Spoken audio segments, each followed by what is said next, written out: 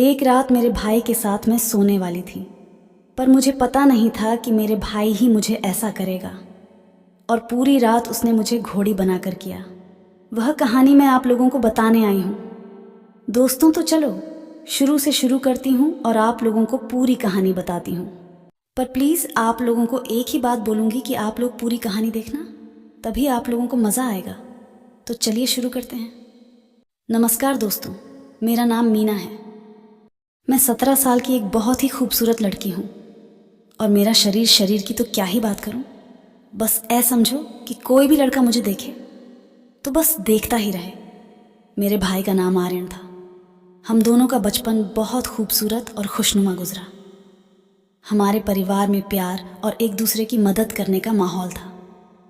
हमारी माँ एक स्कूल शिक्षिका थी, जबकि पिता एक डॉक्टर। दोनों अपने अपने काम में बहुत व्यस्त रहते थे, लेकिन हमेशा हमारे लिए समय निकालते थे।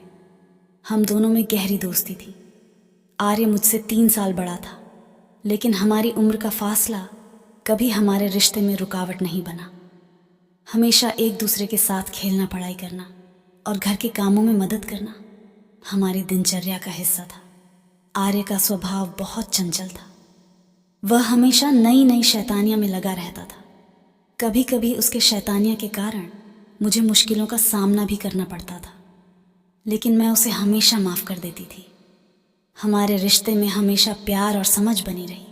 जैसे जैसे हम बड़े होते गए, आर्यन का व्यवहार थोड़ा बदलने लगा। उसकी दोस्ती कुछ ऐसे लोगों से हो गई जिनका मैं नाम भी नहीं जानती थी। वह अक्सर देर रात तक बाहर रहने लगा। कभी कभी जब वह घर लौटता तो उसके चेहरे पर एक अजीब सा हंसी होती। मैंने उससे पूछा, तू इतनी देर क्यों आता है? वह हमेशा कहता, बस थोड़ी मस्ती कर रहा था। इस उत्तर से मैं संतुष्ट नहीं थी। एक दिन मैंने उसे उसके दोस्तों के बारे में पूछने की कोशिश की, लेकिन वह हमेशा टाल जाता। तू क्यों सोचती है? सब ठीक है, उसने कहा। लेकिन मुझे महसूस होने लगा कि कुछ तो गड़बड़ है। वह पहले जैसा नहीं रहा। एक रात जब मैं अपने कमरे में पढ़ाई कर रही थी, आर्य आया और उसने मुझे बुलाया। आओ, बाहर चलो, उसने कहा। मुझे लगा शायद उसे कुछ ज़रूरी बात करनी है। मैंने दरवाज़ा खोला और उसके साथ बाहर गई। बाहर जाकर उसने कहा, तू जानती है, हमें कुछ नया करना चाहिए। मैं थोड़ी चौंकी। क्या नया? मैंने पूछा। वह हंसते हुए बोला, तू बस मेरे साथ चल, तू मज़ा करेगी। उस समय मैं उसकी बातों को मजाक समझकर टाल गई। एक दिन मैंने आर्य को उसके एक दोस्त के साथ देखा, जो उसके लिए बहुत खराब प्रभाव डाल रहा था। वे दोनों किसी गुप्त विषय पर बातें कर रहे थे। मैंने उनकी बातें सुनी और मेरी चिंता और बढ़ गई।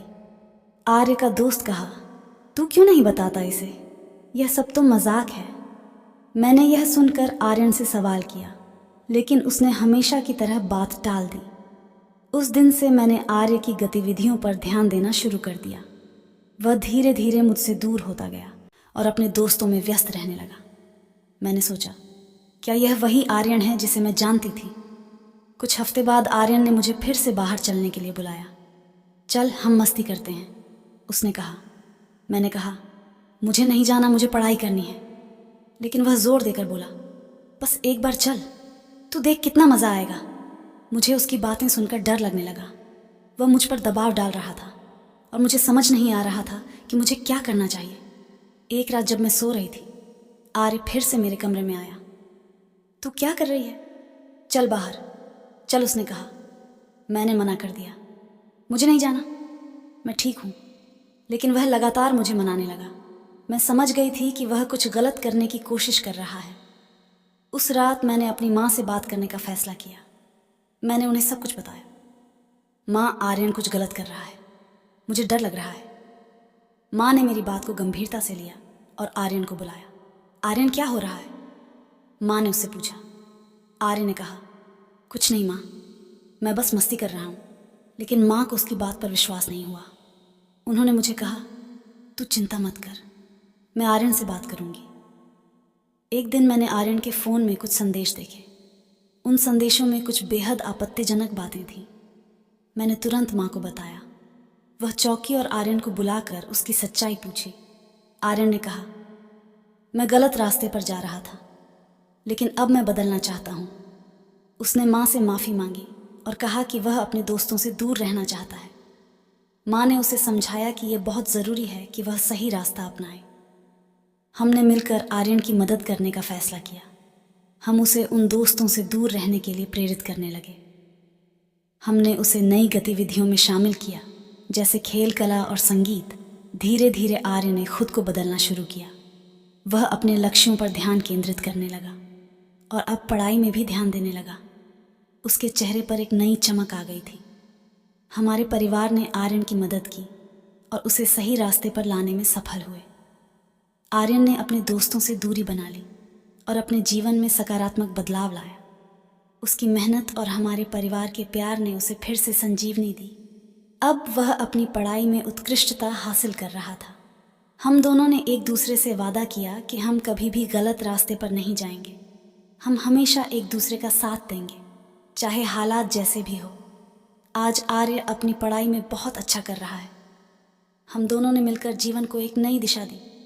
हमारा रिश्ता और भी मजबूत हो गया है। हमने समझा कि गलतियों से सीखना और आगे बढ़ना ही जीवन का असली मकसद है। हमारे परिवार का प्यार और समर्थन हमारी सबसे बड़ी ताकत है। हमने अपने अनुभव से सीखा कि कभी कभी कठिनाइयों का सामना करना पड़ता है, लेकिन सच्ची दोस्ती और समझ से हम हर मुश्किल को पार कर सकते हैं। तो दोस्तों, यही थी मेरी आज की कहानी। आप लोगों को कैसी लगी प्लीज़ कमेंट ज़रूर करना। और हाँ, आपको कहानी पसंद आई हो तो लाइक करना, और चैनल पर नए हो तो सब्सक्राइब ज़रूर करना, ताकि मैं आगे जो भी कहानी डालूं तो आप तक सबसे पहले पहुंचे। तो मिलते हैं ऐसे ही एक नई कहानी के साथ। धन्यवाद।